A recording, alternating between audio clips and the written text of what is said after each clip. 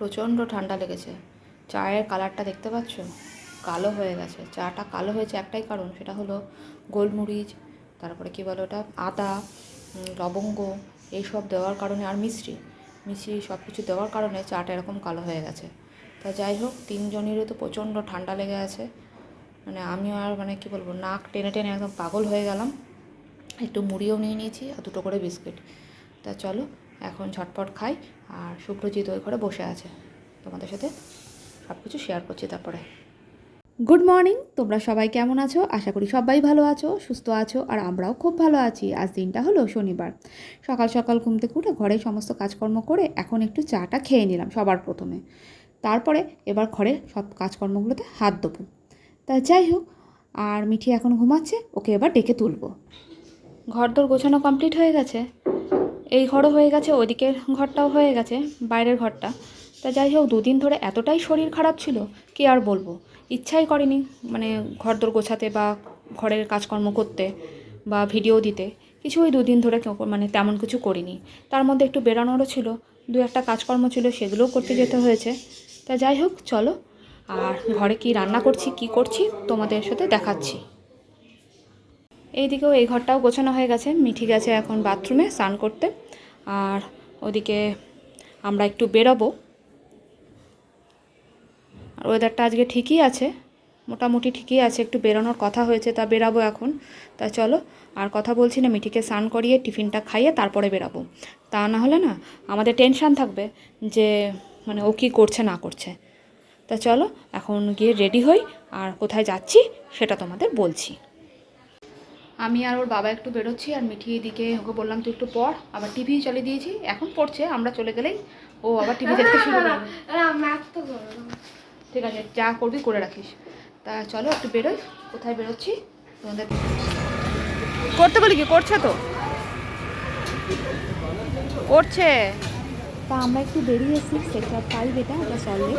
তা তোমরা বুঝতেই পারছো। এখন আমরা তো দাঁড়িয়েছি একদিকে স্যাটারডে, একটু খাবার দাবার নেবো।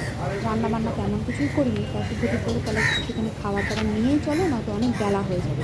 আর মিঠিটাও আছে, ওরও খিদে পেয়ে যাবে। তা দেখতেই পাচ্ছে সামনে উইপ্রো, টাটা সব কিছুই আছে। এখানে দাঁড়িয়ে খাবারটা নিয়ে নিচ্ছি। এখানকার খাবার দাবারগুলো সত্যিই একদম ফ্রেশ হয়, কেন প্রতিদিনের অফিসের ব্যাপার, যেহেতু আজকে স্যাটারডে, সেই জন্য নিরামিষ কিছু খাবার দাবার নিয়েই তারপরে বাড়ি যাব। গিয়ে পর তাহলে মিঠিটাকে খেতে দিতে পারবো। শুভ্রজিতের এক বন্ধু আর বন্ধুর বউ আসলে এসছে, তা তারা বলল যে তোরা একটু আসবি, তার দেখা হয়ে যাবে। তা একটু তাদের সাথে দেখা করতেই গেছিলাম। তা যাই হোক, আর এই দিকগুলো না আমার এলে না পুরো না আমাদের দুর্গাপুরের কথা মনে হয়। দুর্গাপুরে এরকম জায়গা আমাদের ওখানে প্রচুর আছে। এখানটা এলে কেন জানি মনে হয় আমার দুর্গাপুর বেশ নিরিবিলি, আর শুধু এখানে বাড়ি, এখানে না কোনো ফ্ল্যাট আছে না কোনো কিছু, বেশ ভাল লাগে। তাহলে চলো এখন ঘরে যাওয়া যাক। কেমন হয়েছে ঠিক করে, সত্যি করে খেয়ে দেখ, ভালো করে বল। বেশি করে খা, বেশি করে না খেলে বুঝবো কী করে, বেশি করে মুখে দে। আজকে এই রেসিপিটা যা বানিয়েছি, উল্টোপাল্টা রেসিপি, দেখা যাক কেমন লাগে, খেয়ে দেখ না। অল গুড, হ্যাঁ মোটামুটি হবে। যাই হোক, মিঠি খাক, তারপরে আমি আর ওর বাবা বসবো। হ্যাঁ ওটা ক্যাপসিকাম, ক্যাপসিকাম পেঁয়াজ, ভালো লাগছে, ঠিক আছে খা। কটা বাজে তোমাদের দেখাই। আজকে শুভ্রজিৎ একটু তাড়াতাড়ি চলে এসছে। এই দেখো এখন বাজে 12:30, মিঠি খেতে বসছে, খুব দেরি হয়ে গেছে। আসলে দুপুরে খুব ভারী টিফিন, বিকেলে খুব ভারী টিফিন করেছিলাম, ওই কারণে, আর কিছু না। তাই মিঠি এখন খেতে বসছে, ওর বাবাও তাড়াতাড়ি চলে এসছে। এবার একটু খাওয়া দাওয়া করি চলো। তার ডিনার কমপ্লিট হয়ে গেছে, আর দুপুরবেলা তোমাদেরকে না খাবারটা শেয়ার করতে পারিনি, কেন বলো তো? আজকে যখন আমরা বেরিয়ে এসেছি তখন হচ্ছিল বৃষ্টি, হঠাৎ করে বৃষ্টি চলে এলো, কালো মেঘ করে বৃষ্টি। তোমাদের তো বলছিলাম যে ওয়েদারটা খুব সুন্দর, কিন্তু কি বলবো, হঠাৎ করে বৃষ্টি, আমরা দুজনেই বৃষ্টিতে ভিজে এসেছি। তা যাই হোক, এসেই না কোনো রকমের স্নান টান করে খেতে বসে পড়েছিলাম। মিঠিটারও খিদে পেয়ে গেছিলো, তা নিয়ে এসেছিলাম একটুখানি ফ্রাইড রাইস, আর একটুখানি নিয়ে এসেছিলাম পনিরের একটা তরকারি। তা যাই হোক, ওই দিয়ে, আর দেখেছো নেটটা কি নোংরা হয়েছে। তো বাবা আর মেয়ে যখন ওই ঘরে আছে, আমি যে রাত হোক ততক্ষণে ওরা শুয়ে পড়ুক, আমি তাহলে নেটটাকে একটুখানি ভিজিয়ে দিই আর এই জানলাটাকে একটু পরিষ্কার করে নিই। কবে থেকে ভাবছি জানলার নেটগুলো খুলে একটু পরিষ্কার করে নেবো, পুজোর সময় না এগুলো আর হয় না।